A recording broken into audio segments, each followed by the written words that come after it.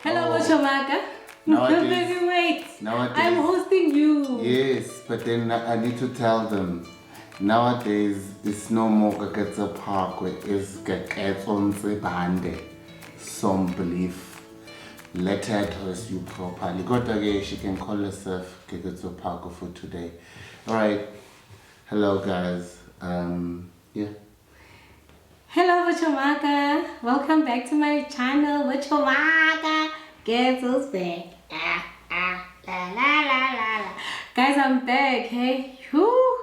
If you're new to my channel, welcome to my channel, Chomaka.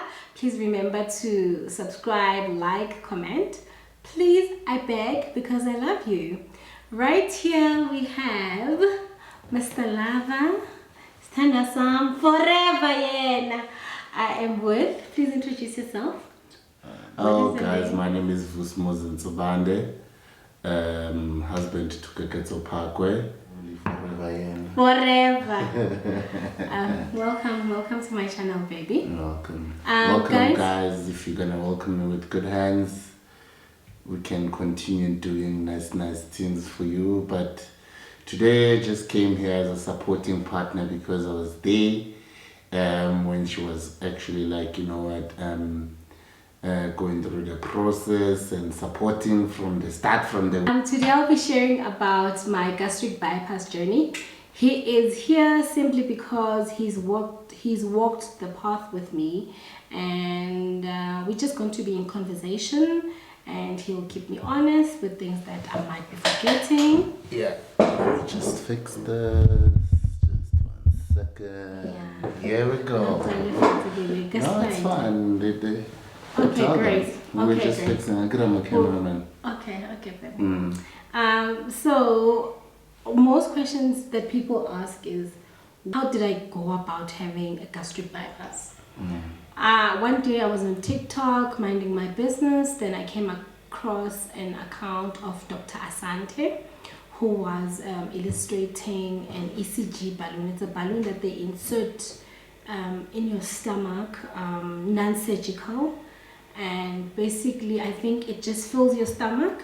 When your stomach is filled, so it occupies a portion of your stomach, so when you eat, you get to eat less quantities and you become full, and that aids with weight loss. So I mean, you know, like I've shared previously with regards to my polycystic ovarian syndrome that was caused by insulin resistance. I was always told that I need to go to lose weight, and it's not easy losing weight when you're insulin resistant. And I thought, okay, great, maybe I have an opportunity, you know, to work around this. I booked Dr. Asante. I'll be sharing his details on the description. His offers to book for consultation. When I booked for consultation, I showed up indeed for my consultation. Unfortunately, my BMI was too high. Like I said, I was struggling with obesity, right?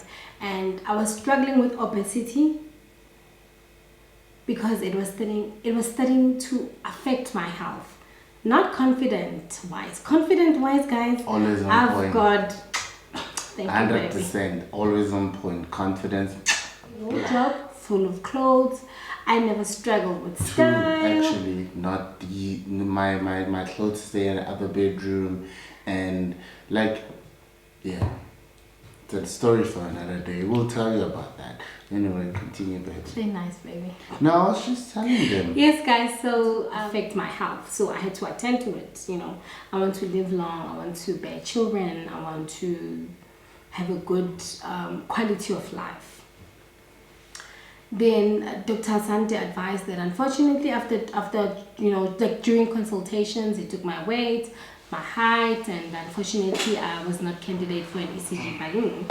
And he then introduced the topic of gastric bypass, and I was like, huh, what? Gastric what? Huh? Sounds like a gearbox. It sounds like a car thing, you know. It was really my first time hearing about it. What I learned is that basically gastric bypass, it's a weight loss surgery that is done to intestines. They bypass the original system the way it is. They bypass it by cutting your intestines to make them shorter, and your stomach, it becomes smaller. So you consume little food and you're able to get rid of the food faster, you're fuller faster, and that food, it should be more than just enough to give you energy. By the way, I'm not a medical practitioner, I'm just decoding this based on how I understand it. Yes. So you can Google more about gastric bypass. So in preparation of a bypass, guys, so then I agree. And then I was like, You had to hear it from the horse's mouth. I was like, Yeah, guys. So fast forward. Fast forward. After agreeing with the doctor that I'll be going with the suggestion that had been presented, then I had to see multiple doctors. I had to see a psychologist. I had to see a dietitian. I had to see a physician. I had to go for lung test. I had to go for sleep test. Right, everything went fine until I had to sleep in the hospital. Until we had to go for that until sleep she had test. to actually went to sleep in the hospital For a sleep test. Oh, Jesus Because you need Christ. to monitor. You need to be monitored for 24 hours. And that was not really nice, guys, because I left home. Then I was visiting my then boyfriend at his house, and I woke up and I said, baby, I'm just going to the doctor.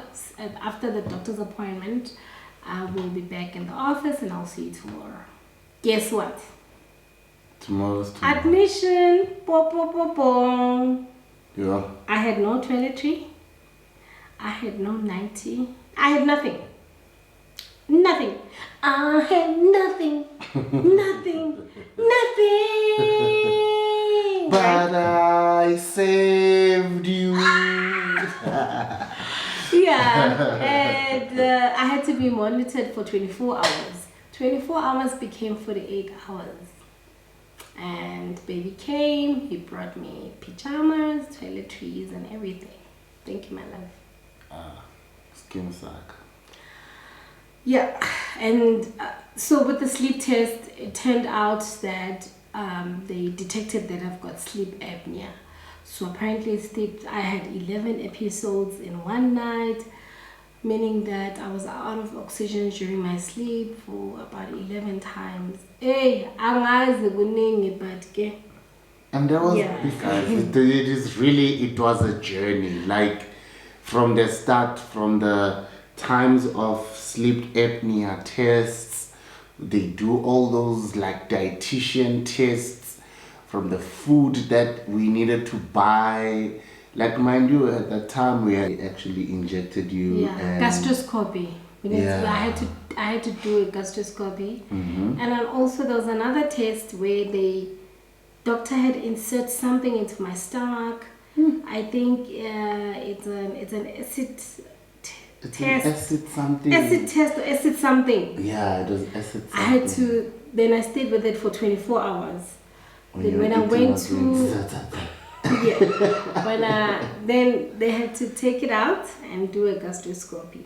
Gastroscopy, I was told bring somebody to drive you, and Then it was yeah, done, right? Okay, fast forward to January 2023. That was December. No, the gastroscopy thing. It was actually like this year. It happened around Feb March. Remember we were staying together. Oh, okay, all right. Oh, yeah. We had moved in already. Yeah. Then fast forward after all tests, because the tests, guys, are basically a file. It's a file for you in preparation for the procedure. And also, I had an option of going to George Mokari, was known as Medunsa, Chomaka, they do gastric bypass, but the queues were long. Alternatively, do it through my doctor. But through my doctor, it was a bit of a challenge because my medical aid was not paying, and therefore my co-payment was high. I was sad. But luckily, guys, Arvape Hospital in Campton Park was getting accreditation. So there were a couple of us who went to Arvape for the bypass, and that made the co-payment to be less. With people that have medical aid, such as I think it's Discovery, Bank Med, GEMS, those medical aid do cover bariatric surgery. So even so, their yeah, but now we're not here to promote Discovery then, eh? No, we're not promoting, but just so we share that there are medical aids that cover bariatric surgery. Yeah, let's just while some other medical aids, they think that it's cosmetic. I don't know how's fighting obesity cosmetic. It's a story for another day. Yeah, exactly. Let's just leave the medical. Let's say medical aids. Okay, great. Cool. All right. Guys, the real story here is the recovery journey. Hi. Wait, you haven't taken them the time when they actually cut you for 8 hours? How many hours? 4 hours. Oh my, but okay, so basically, I mean, people's bodies are not the same, baby, right? And I'm sharing this to encourage people about gastric bypass. I don't want to share the gory stories based on the complications that my body has. Remember, some people, when they open them up, maybe they've got hernia, spono. Some people have whatever. So, but let's tell the men out there, hey guys, it's not easy to say yes to this thing. Eh? It's very, very, very, very, very, very difficult to have your wife in hospital, in tubes, whatever. You know, you think that she's fighting for her life. But it's very, very, very difficult. It's a journey that I also went through, and I'm not gonna say it was actually a nice one. I almost flipped on those nurses there, but luckily enough, I just kept my composure and become this guy that I am today. And yeah, man. Then after the surgery and everything, which day?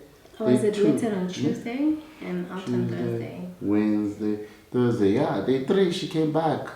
I be walking yeah. Walking. But guys, also, okay, based on what baby's saying, we need to also choose our heart. It's hard to be obese because it compromises your health. When you're obese, at times some people it gives them knee problems, some people it's hypertension, some people it's diabetes, while other people it affects their reproductive system. I don't know how it all affects us, but it's hard, yes, to have a gastric bypass. The recovery is hard, but it's hard also to be obese. So you need to choose your heart to say, do you want to take the temporary hard way whereby you go for a procedure and go through the recovery journey, and you know that long term or post recovery, post the procedure, you are guaranteed to live a healthier life because you won't be obese, right? I'm sorry that you went through everything that you went through. No, I appreciate your help. Pookie, so Nunu visiting it, casually. But once I got my procedure date, I had to now go full on turkey. That one, I had to go. I had to start with the diet. Starting with the diet, guys, it's a 20-day diet. you have you are on. I mean, they'll prescribe things to you, but basically you need fiber. So I was on psyllium husk, Optifast shakes. They're available on Take a Lot. Yes.